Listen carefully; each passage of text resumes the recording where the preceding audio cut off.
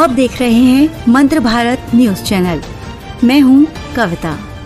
राष्ट्रीय स्वयंसेवक संघ आरएसएस प्रमुख मोहन भागवत ने रविवार को कहा कि समान नागरिक संहिता यूसीसी का निर्माण सभी को विश्वास में लेकर किया जाना चाहिए और इससे समाज में मतभेद नहीं पैदा होने चाहिए। मुंबई में आरएसएस की शताब्दी वर्ष के उपलक्ष्य में आयोजित एक कार्यक्रम में बोलते हुए भागवत ने कहा कि उत्तराखंड में यूसीसी को लेकर 3 लाख सुझाव प्राप्त हुए और सभी हितधारकों से चर्चा के बाद अधिनियम पारित किया गया। उन्होंने कहा यूसीसी का निर्माण आम सहमति से किया जाना चाहिए, इससे किसी भी प्रकार के मतभेद पैदा नहीं होने चाहिए।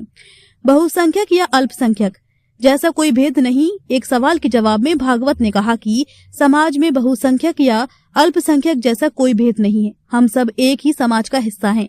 उन्होंने मुस्लिम और ईसाई समुदाय के लोगों के साथ विश्वास, मित्रता और संवाद बढ़ाने की आवश्यकता पर भी जोर दिया।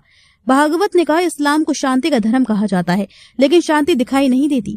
यदि धर्म में आध्यात्मिकता न हो तो वह प्रभुत्वशाली और आक्रामक हो जाता है। आज इस्लाम और ईसाई धर्म में जो कुछ दिखाई देता है वह ईसा मसीह और पैगंबर मोहम्मद की शिक्षाओं के अनुरूप नहीं है। हमें वास्तविक इस्लाम और ईसाई धर्म के अनुसरण की आवश्यकता है।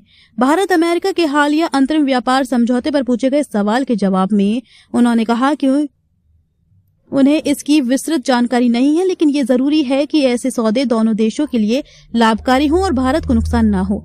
आरएसएस के लिए अच्छे दिन।